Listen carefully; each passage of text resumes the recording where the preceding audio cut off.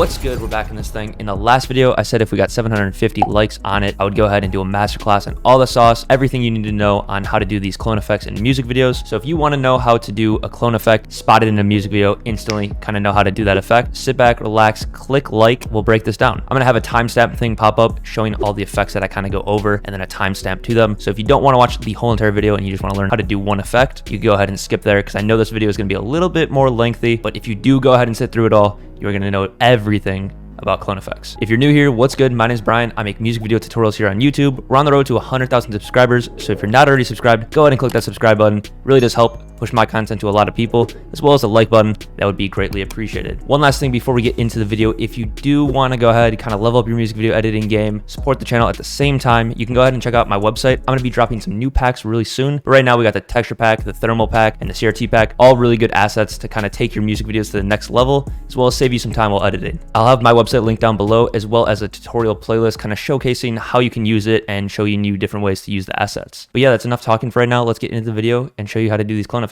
Before we do get into the video, if you did want to follow along with the tutorial as well as have the project files, I'll have them linked down below. I upload them all to Patreon for my Patreon supporters. So if that's something you're interested in, you'll be able to kind of copy and paste the keyframes into your own timeline and practice and learn the effect that way. All right, so now that we're in After Effects, there are some basic things that you're going to need to learn to do for every single clone effect. It's no matter which one you're doing, these are always going to be included in the steps. So I'm going to go over that, kind of how to make everything look smooth. And then we're going to go into specific different techniques that you can do to kind of make them stand out a little bit more or have a different look. So first off, I have 3 separate clips here. This first clip that we transition into, then this main clip where we're going to be doing the rotoscoping, and then the last clip where it kind of transitions to the next clip. So with all these effects, you're going to need to rotoscope out or mask out your subject in some way, depending if you want it to be a freeze frame or if you want it to be live action. So when I say live action, I kind of mean moving around. So you see how Fredo's moving around here. We're going to be able to capture him and kind of mask him out from the background in all of these frames. Whereas a freeze frame would be something where, let's just go ahead and show you an example. So if I go to freeze frame, it would be this clip the whole entire time, and the clone would be replicating this frame only. I personally think most of the time, rotoscope is going to be the option. So let's go ahead and show you how to do that. So to get the rotoscope tool, you can hold Alt-W on your keyboard, or you can go up to this toolbar up here and go to rotoscope tool, click on that, and then select on the clip you want to be rotoscoping. Here, our middle clip, it's named background, and I'm going to double click on the video here, and it's going to bring us into from the comp layer to a specific layer of just the clip. And then once you're inside here, your cursor will turn green, and just go ahead and mask out your subject. So kind of just click and drag around the outline of your subject. Depending on how much contrast is in your clip, it might do a really good job first, or it might not. You can see we pretty much got there. I just go ahead and click and drag to add on spots that we want. I'm not going to worry too much about his hair for the tutorial. I always say do a good job masking out because it is going to take your video to the next level. So be sure to do that. When you have a messy rotoscope, your video kind of looks messy overall. And then if you have some spots where it goes out of boundaries, you can see down here, we don't want this little black corner. You can hold Alt on your keyboard and it's going to turn the cursor red, and then just click and drag to kind of remove that area. Then go to the preview tab. It's on the right hand side for me. Might be in a different spot for you. And if you don't see it, go to window and then go to preview and make sure that's checked.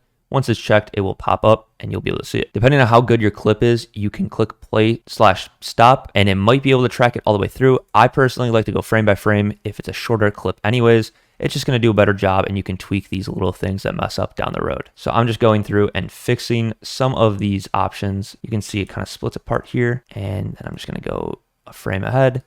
Kind of loses his hand for a second. It's really important just to fix this and spend a little extra time. It's going to make your effect look so much better. So I just go frame by frame here. And again, just fixing all of these areas. If you do go out of bounds, remember to hold Alt to remove that area that you don't want. So now we're clicking through and it's doing a pretty good job masking. If you do give it a good subject to mask around, so there's a lot of contrast, you can see how the background's black and his hoodie's really well lit and red.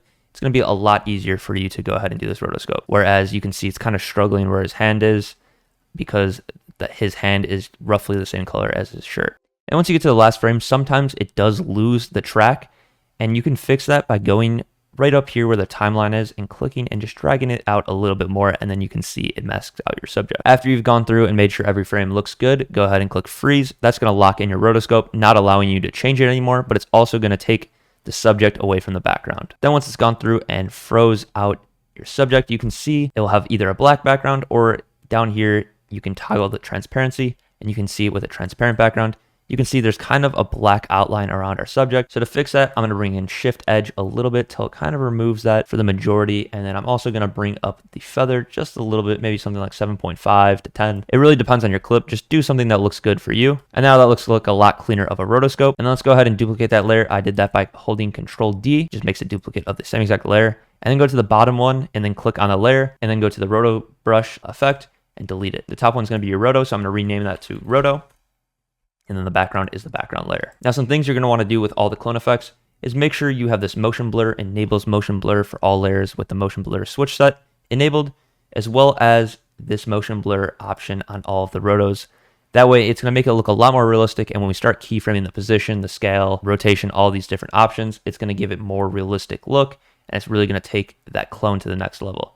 Also, if you don't see that option, you can go ahead down here to toggle switches and modes and click that until you see these 3 little circles. And then going along with that motion blur, if you go to composition settings up here with composition and then composition settings, go to advanced. I'd recommend having your shutter angle on 180. It's the most realistic looking one. You can bring it up and that's going to add more motion blur. It goes all the way up to 720 and it's going to look crazy with a lot of motion blur, or you can bring it down.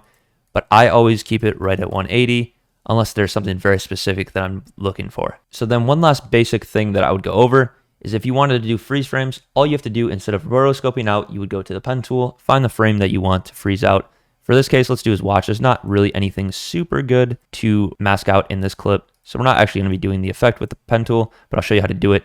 You basically just do that. Once you mask it out, you can see the background. If you turn off the transparency or turn it back on, you can see it's just as watch. And then you right click on that layer, go to time, and then freeze frame. And that's going to make a still image of his watch the whole entire time. And then you can do these concepts that I'm going to be doing with the rotoscoped out one with the freeze frame, and it's going to look basically the same. Obviously, just the frame isn't moving. All right, so now that we're all done with the basics, I want to get into a more advanced and kind of show you different techniques that you can use to the clone effect. So that way, when you spot a clone effect in a music video, you're kind of able to understand what's going on there and what they did. And then you can take that, use that as inspiration, and make your own effect out of it. If you guys could do me a favor real quick and drop a like. I spent a lot of time creating this video. I want to do more masterclass kind of videos in the future, where it may be a part 2 of this, you know, just some other concept. If you have an idea, let me know in the comments. Maybe some speed ramping, color grading, all that stuff. Basically everything you need to know about a certain subject. Yeah, I think it'd be really cool. So let's get 1,000 likes for our next masterclass video. Getting back into the video, the first effect we're going to be going over is this kind of clone where it slides over to the right and there's some like ghosts following him behind. I think is a really cool effect. It's kind of a variation of a tutorial that I already have on my channel, but I got some new sauce and I want to go ahead and show you guys how to do that. So the first thing I'm going to do is duplicate our roto layer, and it's going to go to roto 2. I'm just going to drag it down. You don't really have to, and then rename it to ghost trail layer. I think when you're doing these clones, it's really important to kind of name your layers. It just keeps it organized and you kind of understand what everything is when you're going back and editing later on. And then go to your effects and presets, type in offset and drag that onto the ghost trail layer. Now you can see if we go to the effects controls tab, offset's in there. And if you drag shift center 2, you can see we start having these clones. And let's go ahead and keyframe that at the start and then go all the way to the end, or the frame right before it, just so we can see what we're doing. And let's drag that 2 times through. So just have them loop 2 times through. I'm just basically clicking on this left hand number right here and dragging it to the right. And then I like to match it up as best as possible so it's behind our subject. Then click U on your keyboard while you're selected on that layer. It's going to bring up the keyframes, and then highlight both of them and click F9. Or if you don't have that keybound, you can go to Keyframe Assistant and Easy Ease. It's basically just going to make the keyframes look a little smoother. And now when we play that, you can see what we have here.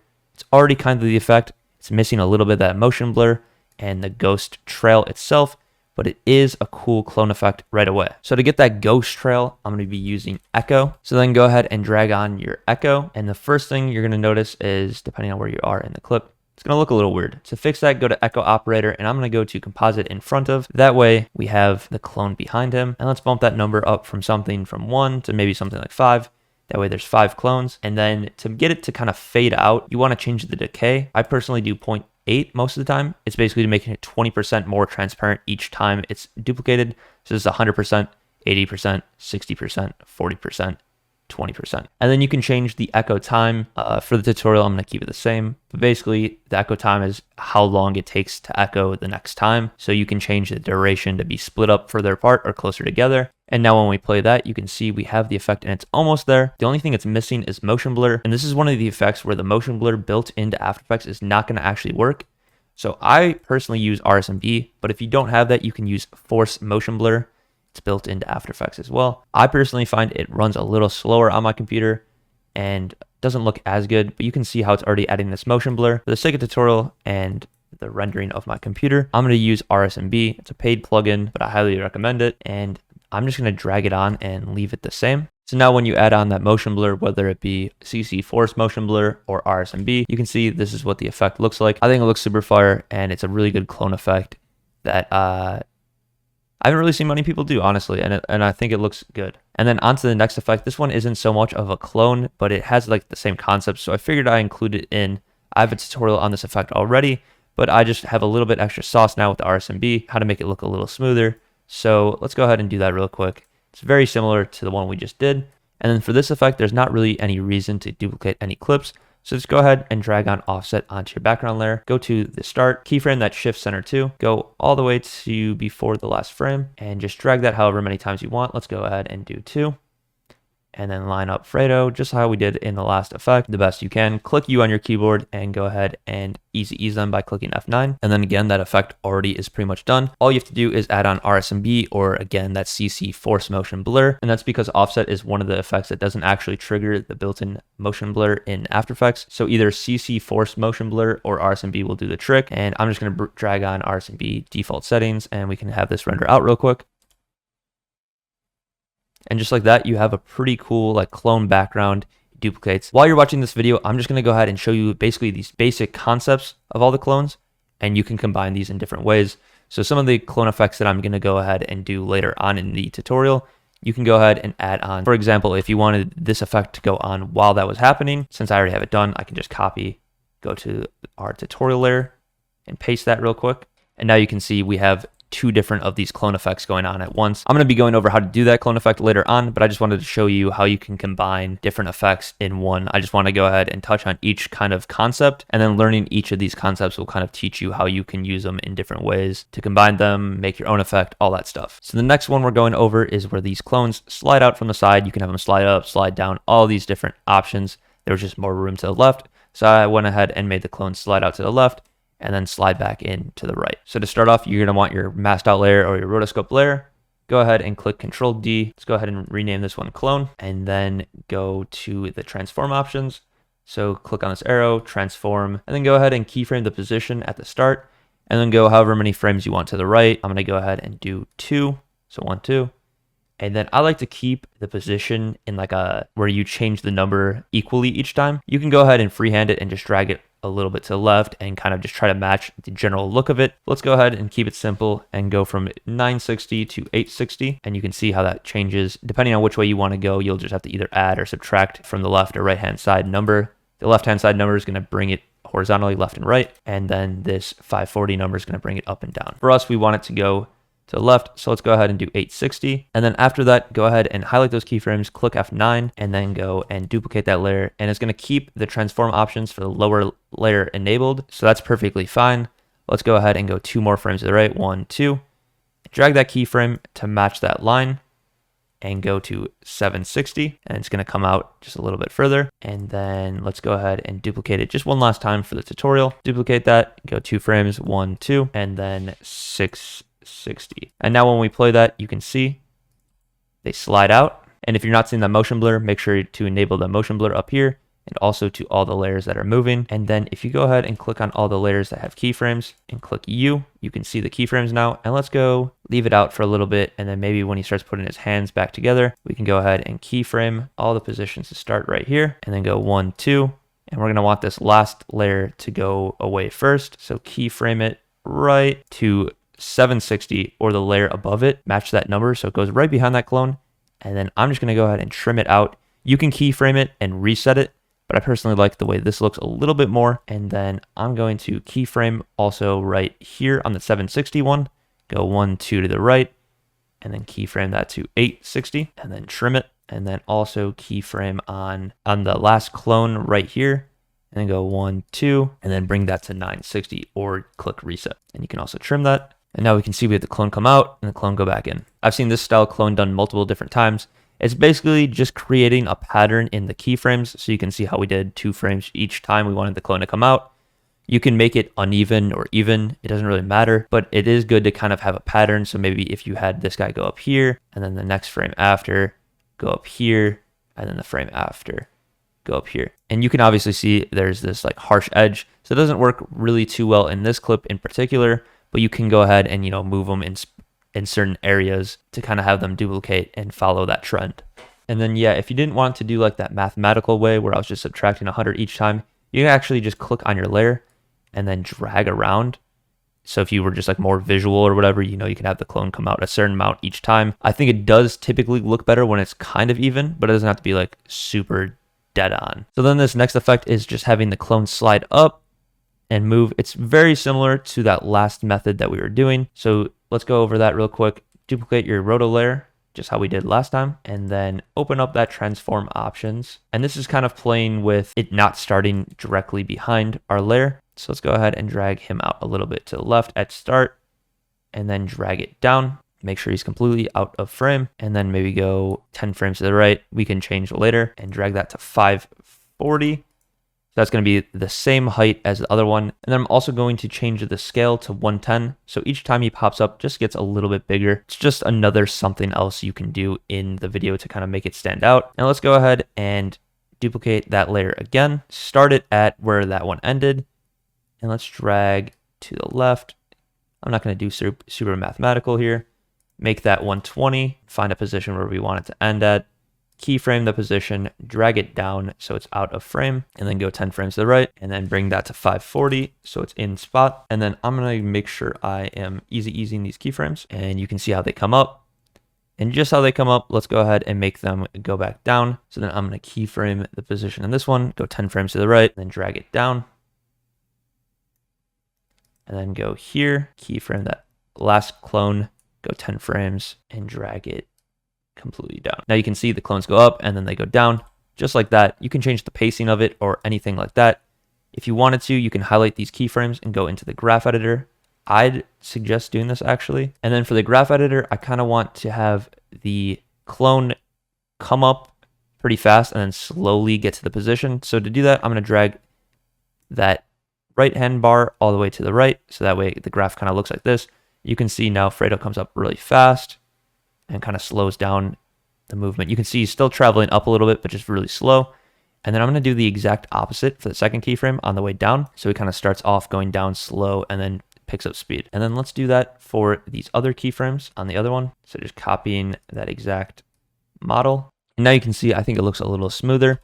You don't have to go ahead and do all that, but I think when you do learn the graph editor as well as these clones, it's really going to take your clones to the next level. Then the next effect we're going to be going over is this kind of like inside clone effect where it kind of just like infinitely goes inside of him. I think this effect's really cool, and there's a really easy way to do it actually, but it's just involving a different concept. So for this effect, similar to the last few ones, but there is an extra technique that you're gonna have to add in, so stay tuned for that. So for this effect, we're gonna go ahead and duplicate the roto just how we have been for all the other effects, but this time we're gonna be working on that top roto layer. So open up the transform options, and the first thing I'm gonna do is go up here to the pan behind anchor point tool, and instead of the anchor point tool being in the middle, I'm gonna try to find like the dead center of Fredo himself. It doesn't have to be dead center, but the closer you can get, the better. So we're gonna put it right there. If it helps you, you can turn off the background layer and kind of try to get the middle of your subject.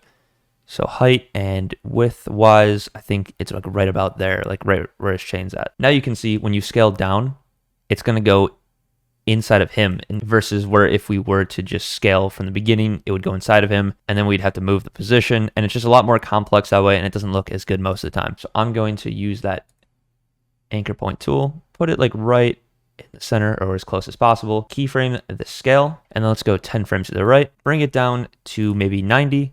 You can go by intervals of 10. This one definitely looks a lot better if you go by intervals at least. So I went ahead and did 90, and then let's go 10 more frames and bring it back up to 100. That way it kind of snaps back into place. And I'm going to highlight those keyframes, click F9, and then we can go ahead and duplicate that layer. But now we're going to be working on the layer above. So we're going to actually open up the keyframes on the layer above.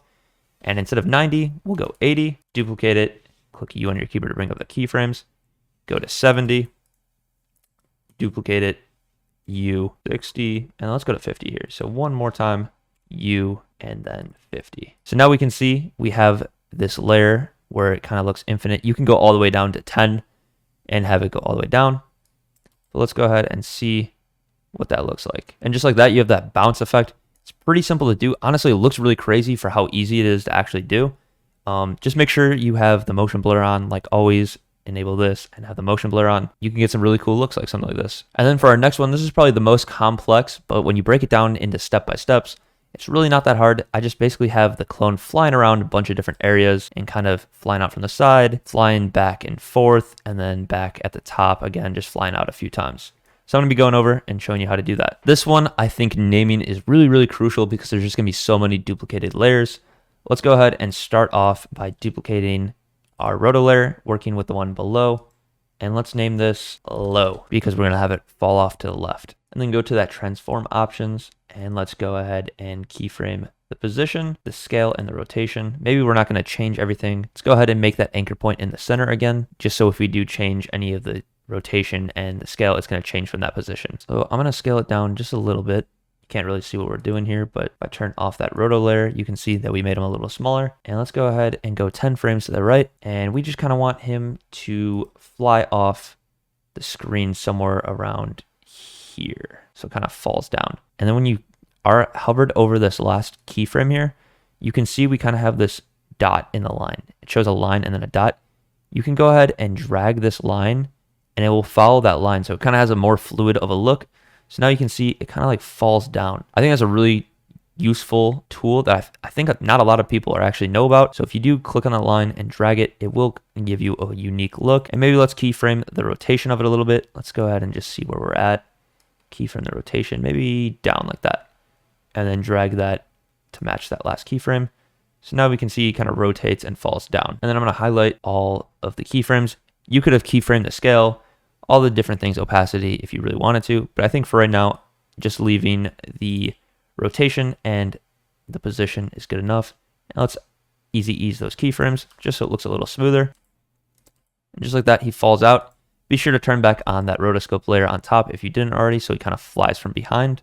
I think it looks better that way. And then let's go ahead and duplicate that layer a few frames to the right. Let's see, maybe like 3. Click U, and I'm going to drag this set of keyframes actually just to the right. So highlight all of them and move them to the right. Now you can see that's going to follow behind. It's just going to follow the exact same path. So then we can duplicate that again. Click U. Go 1, 2, 3. Highlight those keyframes and go to the right. And that's kind of how to make it fly out and follow each other really easily. When you see like these effects in music videos and stuff, you do think there's a lot of work going on, but really if you learn how to duplicate it and use these keyframes in patterns, there's not really too much to it other than just coming up with creative ideas to do with it. In that sequence, I also had this clone kind of flying in front, then behind, and then back in front here. So let's go over that real quick. So duplicate the roto again. This one's going to have no keyframes on it already. And then go to the transform options, keyframe the position, and I'm going to drag it to the right all the way till he's off the screen. Then let's go and find kind of right where that last one kind of ends, because I don't want to have too much going on at once, and drag it, the keyframe to match there. And make sure, because your subject could be moving, you can see how we moved it to the right, but he's not actually out of frame. So I just recommend making and lining this up right here with out of frame. That way your subject definitely does not come in frame. And then go 10 frames to the right, and we're going to do the exact opposite where we actually have the bar go all the way over here. Highlight those and easy ease them. And now when we play that, we have the clone whipping past real quick. And let's go ahead and duplicate that layer and then click U.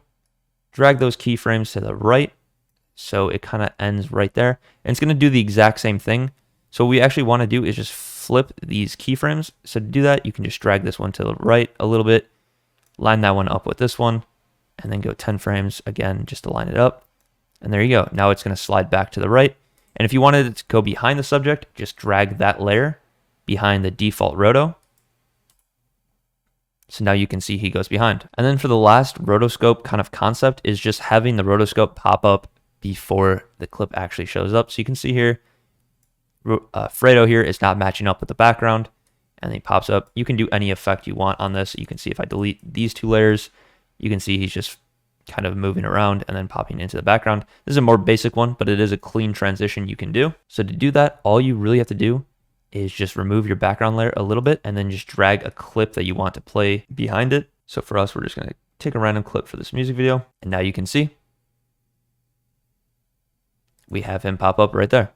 And it goes into the clip. That's pretty much all I got in this clone video. Honestly, I think with these concepts, you should be able to kind of replicate any clone effect and kind of make your own out of any of the effects that you see in music videos. If there's something I missed, let me know in the comments. I do believe though, with all these concepts, you should be able to figure out just about any clone effect there is done. Like I said, if you did want the project files for this tutorial, maybe copy and paste the keyframes from this project to your own project, or there was just something you weren't understanding too well, you can go ahead and support me on Patreon. I'll have a link down below. I upload all the project files for my tutorials to that Patreon for the supporters. But yeah, guys, that's pretty much all I got for you guys in this one. If you made it all the way to the end, like always, I do appreciate you. Be sure to like, comment, subscribe. Let's get this video to 1,000 likes, and I'll do a part 2 or a masterclass on a different subject, maybe the most liked one in the comments. So if you wanted to learn how to do maybe the graph editor really well, colors, flow, anything really that you guys have an idea on, I could do a full masterclass on, kind of break down everything you need to know from start to finish.